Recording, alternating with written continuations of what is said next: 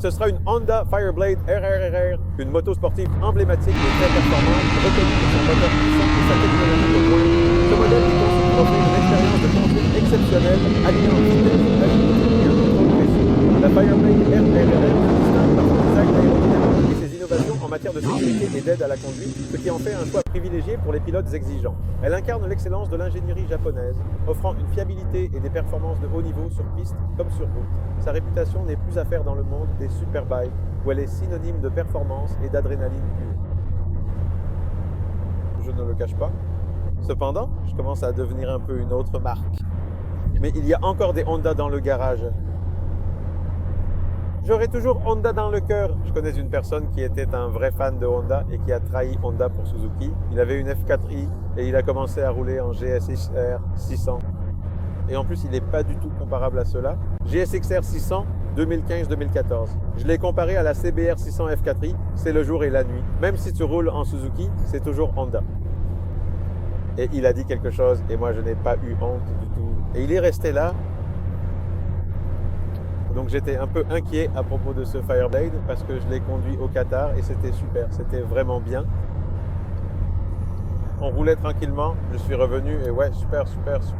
Sauf que cette moto-là était vraiment très bien réglée. Par défaut, les réglages étaient déjà faits là-bas et on sait bien que sur cette moto, il y a une tonne de réglages encore un peu, comme sur toutes les superbikes, super sportives actuelles. Mais pour tout régler soi-même, il y a la suspension semi-active, ces cartographies, le contrôle de traction, le contrôle de wheeling. Peut-être pas ingénieur, mais il faut quand même un peu de temps. Et si tu es ingénieur, pour toi c'est facile, un clin d'œil, et tu as un pilote d'essai, alors il dit « j'ai besoin d'un peu de ceci, un peu de cela ». Et au lieu que l'ingénieur clique partout et fasse des réglages, il suffit simplement. Dans cette suspension, il règle pour qu'au freinage, ce soit un peu plus souple, qu'il y ait plus de soutien à l'accélération. Et il dit « oh, super, c'est bon » et on roule. Et c'est comme ça que ça se passait. Bien sûr, on a aussi eu une super session où on avait 1 heure de roulage et on tournait en continu sur le circuit en rentrant tous les 10 minutes. Je rentrais au stand et je demandais « pouvez-vous me régler comme ça ?» ou bien je voulais sentir ce que ça donnerait si on changeait comme ça. Et effectivement, je ressentais ces changements de réglage. Et maintenant, j'étais à Brno. Il y a quelques temps, j'y étais avec Motorrad et je roulais avec ma R1 qui m'a un peu fait défaut. En fait, elle ne s'est pas seulement rebellée, elle a aussi entamé ma confiance. Et à côté, il y avait une Panigale que j'ai prise, je ne sais même pas pourquoi. Et quand je l'ai prise, j'ai monté des Mosliki que j'avais récupérés auprès des gars là-bas et j'ai commencé à rouler avec cette Panigale. Et j'y suis allé le 12 juin et pour une moto de route, c'était rapide. Et il y avait aussi la Fireblade là-bas pour un essai de roulage. Et j'ai aussi pris la Fireblade. Sauf que la Fireblade, je ne l'ai prise que pour 2 sessions. J'ai dû sortir de l'une d'elles parce que la chaîne était trop lâche et c'était nul à rouler. Donc il a fallu retendre la chaîne. Et ensuite, j'y suis retourné et je me suis dit, bon, j'ai roulé à peu près correctement avec la Fireblade, mais je regarde le chrono et j'ai fait 2.17. C'est une grosse différence. La Fireblade était équipée de pneus routiers, c'est Super Corsa SP ou alors les Bristol R11. Ouais, des pneus très sportifs, mais quand même routiers. Sur la Panigale, il y avait des slicks, mais malgré tout, il y a 5 secondes d'écart. Ce n'est pas énorme. En fait, c'est vraiment beaucoup.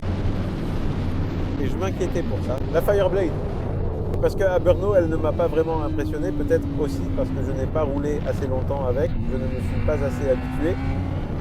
C'est aussi pour ça que je l'ai prise. Maintenant, à Poznań, comme je suis pointilleux, je ne peux pas dire tout de suite que la Fireblade ne vaut rien, tant que je ne l'ai pas testée correctement. Donc je l'ai amenée ici, avec des slicks Bridgestone qui étaient censés aller sur ma R1. Mais bon, puisqu'il y a la nouvelle Fireblade, il faut la faire rouler avec la R1. J'ai monté ces pneus slick et je suis parti dès le début de la course. C'est vraiment sympa à conduire, mais les rapports de vitesse sont bêtement et inutilement longs.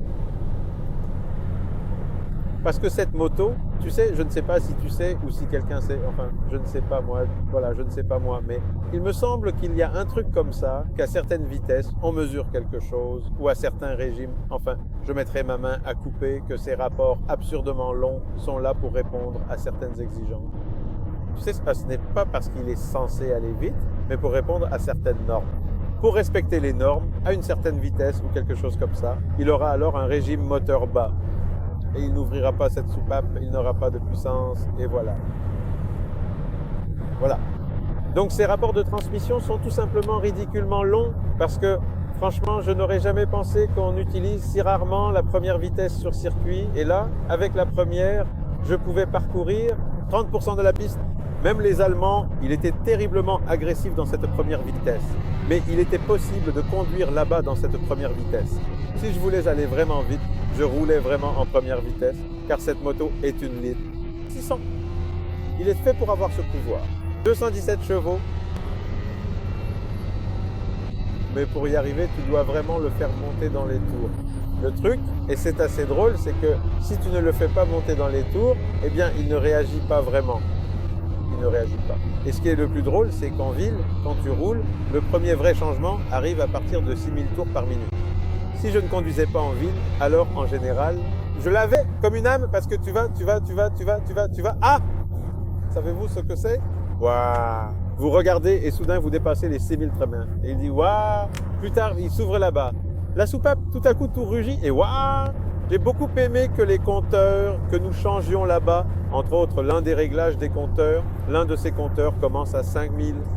Oui, parce qu'en dessous, il n'y a vraiment rien à chercher. Là-bas, tout commence à partir de 5000 et la vraie conduite ne commence qu'à 8000 tours. Donc en ville, eh bien, je ne fais plus vraiment partie du public cible car j'ai déjà fait assez de kilomètres en sportive, en ville. Je ne considère pas cela comme raisonnable. Mais quand je roulais en ville, je n'ai jamais passé la 4e. Enfin, peut-être que je l'ai passé juste pour essayer ou pour que ça fasse moins de bruit, mais en général, à cause de ces longs rapports. En 3e, il peut rouler, je ne sais plus, à 220 ou 230 km/h. En première, je roule à 170. Oui, ce sera juste bruyant et nerveux, mais tu peux aussi changer ça dans les réglages pour que ce soit plus doux. Donc tu peux rouler en première si tu veux. Je t'en prie. Bon, pour revenir au sujet sur le circuit, et au début, ces rapports, je me disais, bah mince, non, on fait pas ça sur la Fireblade, non, c'est pas comme ça que ça doit être. Mais je me suis dit que j'allais juste rouler, que j'allais la pousser. Et ainsi, tour après tour, tour après tour. Ensuite, Rafa a fait un tour, et Rafa a roulé, et il a dit, mince, quelle super moto. Ça m'a un peu débloqué parce que j'avais des pensées négatives.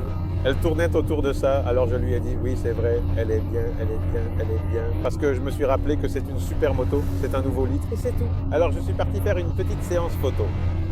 Et là, j'ai décidé que j'allais enfin lui en donner un peu. Je lui en ai donné, mais pas sur la ligne droite de départ.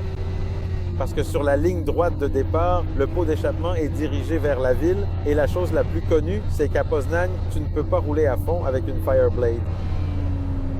Le pot Mowipu fait 100 km et drapeau noir.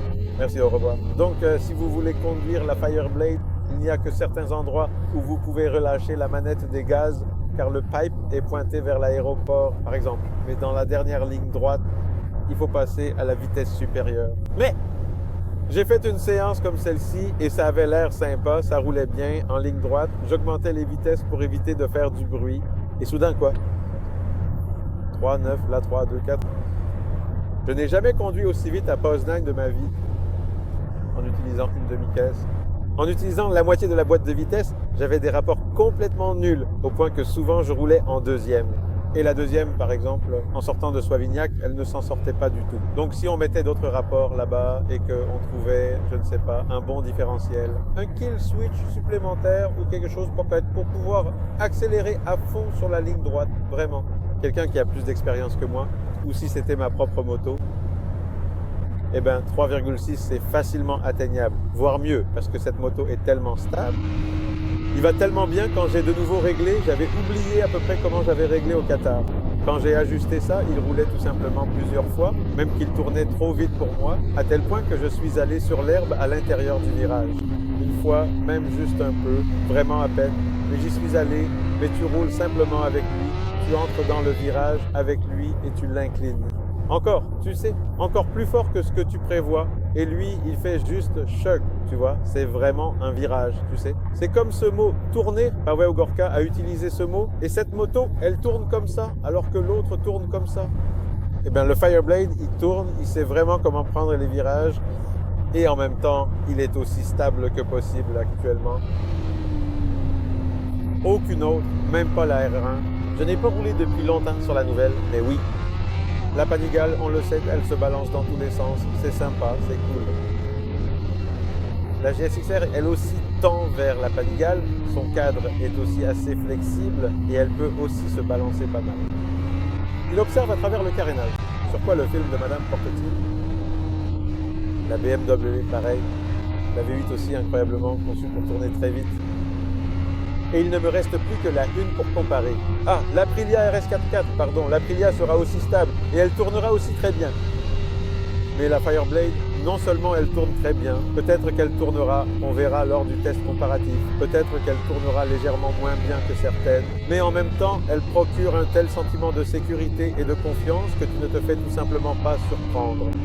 Aujourd'hui, quand j'ai roulé sur la T39, puis je suis ressorti, j'ai de nouveau pris la T39, j'ai déjà commencé à donner un peu plus de gaz sur la ligne droite. Oui, j'ai vu ce passage dans l'état. Oui. C'est parce que c'était comme ça. Je suis sorti avec ce type et il me bloquait un peu là-bas.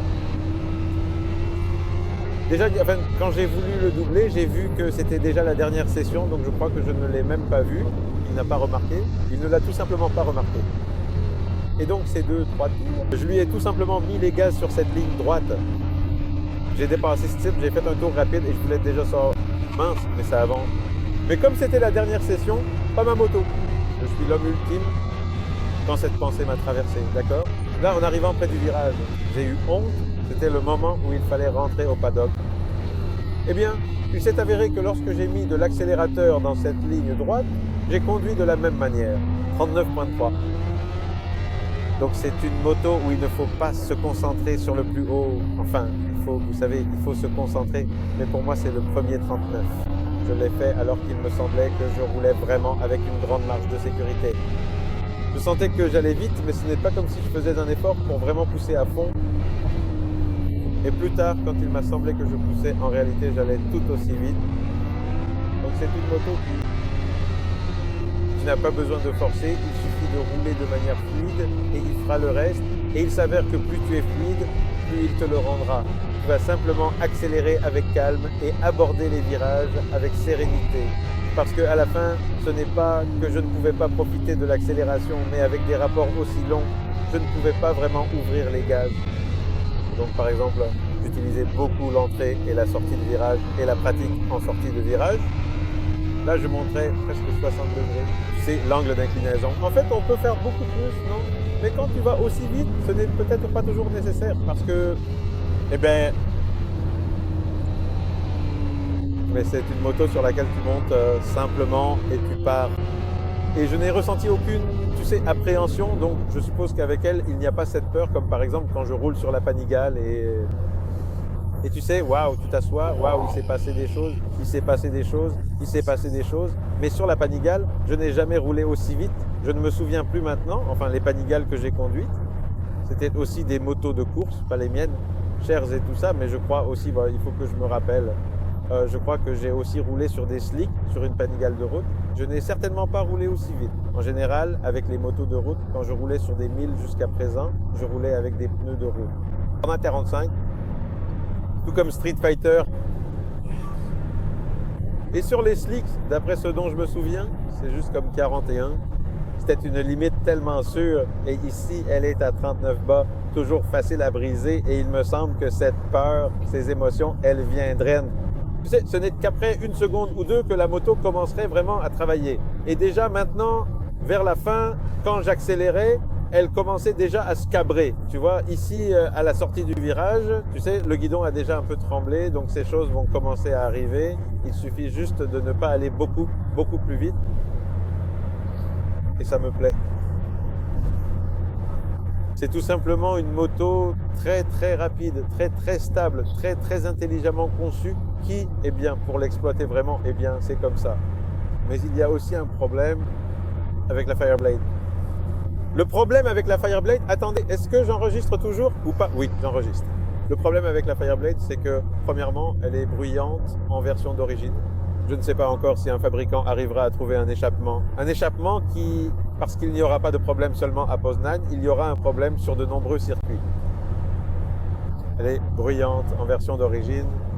Deuxièmement, elle est récente. Et pour l'instant, il n'y a pas vraiment cet engouement, tu sais, pour que les gens l'achètent. Je vois qu'il y a même une personne intéressée qui y pense sérieusement. Et tu sais, un amateur, il va s'asseoir dessus, il va s'acheter ce modèle et il va monter dessus, l'installer. Mais je sais, et il se peut qu'il ne mesure vraiment très très très très longtemps sans avoir besoin de toucher à quoi que ce soit. Mais n'oublions pas que les gens qui roulent sur circuit sont des amateurs de gadgets. Moi aussi, je suis un amateur de gadgets. Quand j'ai déjà une moto de course, j'aimerais avoir ici d'autres kits. Les demi-guidons, ce n'est pas un problème, mais j'aimerais avoir un choix de pignons, par exemple des plus grands, qu'il y ait différents fabricants de pignons, différents fabricants de carénage, des choses pour la moto. Tant de grip et même des choses simples comme ça, n'est-ce pas? Et ce, jusqu'à ce que ces motos ne commenceront pas à rouler beaucoup sur les pistes, elles ne commenceront pas à rouler beaucoup, ces choses ne seront pas fabriquées parce qu'il n'y aura pas de marché pour elles. Donc, en fin de compte, ce qu'il faut, c'est soit un scénario où tout le monde se précipite soudainement sur la Fireblade, ce qui est peu probable, soit un autre scénario où il faudrait une sorte de coupe. Je ne dis même pas que ce soit en Pologne, mais en Europe, pour que ces Fireblades, tu sais, apparaissent sur les circuits. Et alors, quand elles seront sur les circuits, eh bien, des pièces d'occasion vont apparaître, il va y avoir un certain savoir-faire sur quoi faire et comment le faire. Donc voilà, eh bien cette Fireblade est vraiment sympa.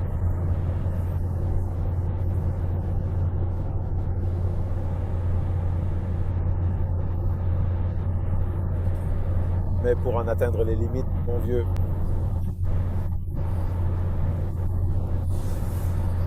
il faudra que beaucoup d'eau coule sous les ponts. Beaucoup de slicks vont s'user.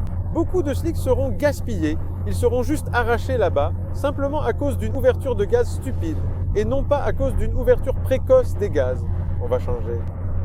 Sur la Fireblade, on va changer, déclinons-le, pour qu'il y ait du bruit, pour ne pas recevoir de drapeau noir.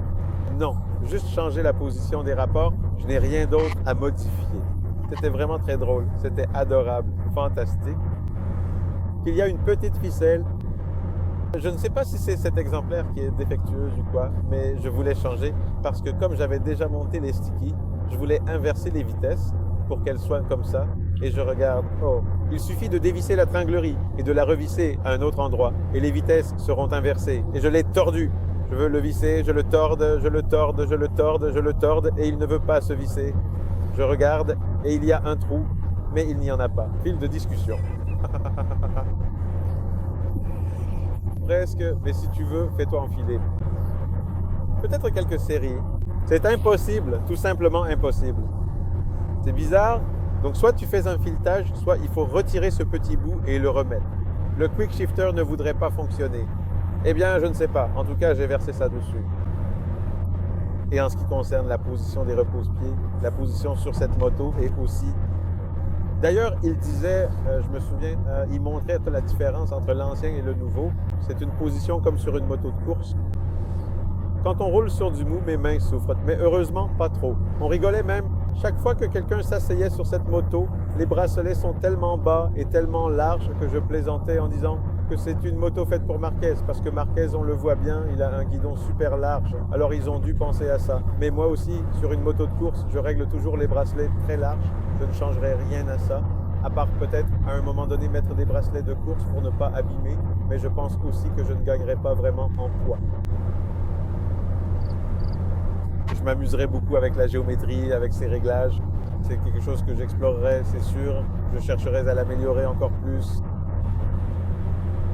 à perfectionner. Et il faudrait que je m'entraîne, parce que la vérité, c'est que même s'il se conduit vraiment facilement et agréablement, il est plus difficile que la Panigale ou la BMW. Donc c'est censé être une petite différence, mais quand tu roules vraiment vite, tu te dis hop, hop, hop, le balancer comme ça, eh bien tu sais, il y a toujours un compromis, non?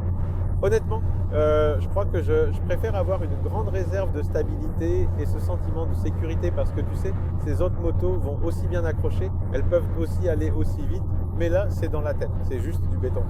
Sur le sommeil et sur les supports. Oui, oui, tu sais, oh, je me sens en sécurité, il ne se passe absolument rien, je peux rouler beaucoup plus vite. Ouais, cette démultiplication. Cette démultiplication, oui. Plus 10 à l'arrière, moins 1 à l'avant, et là, on peut rouler. Ouais, moi, les freins, nickel, tout est nickel. Tout est nickel. Tout est vraiment génial. Le monteur est vraiment sympa. Je ne sais pas quelles options d'affichage je choisirais. Celle à la fin était trop fantaisiste. Et j'aimerais qu'un chronomètre GPS soit intégré dedans. Je ne sais pas si on peut acheter un module GPS pour ça. Parce que si on voulait le lap timer sur le tableau de bord, il fallait appuyer là-dessus. Et moi, je n'y pense jamais d'appuyer. J'ai passé cette ligne, quelques mètres, je suis entré dans la zone. Ah, j'aurais dû appuyer 1 minute. 46, c'est pas terrible. Donc j'aimerais qu'il y ait un petit module comme ça. Et puis j'aimerais qu'il y ait ces Fireblade et qu'il y ait, tu sais, quelqu'un avec qui rouler, qu'il y ait peut-être lundi, hein. Si vous voulez en savoir plus, posez vos questions, je vous répondrai. Je ne sais pas si j'ai assez de matière pour couvrir toutes ces discussions. Mais c'est tout. Voilà. Bien à vous.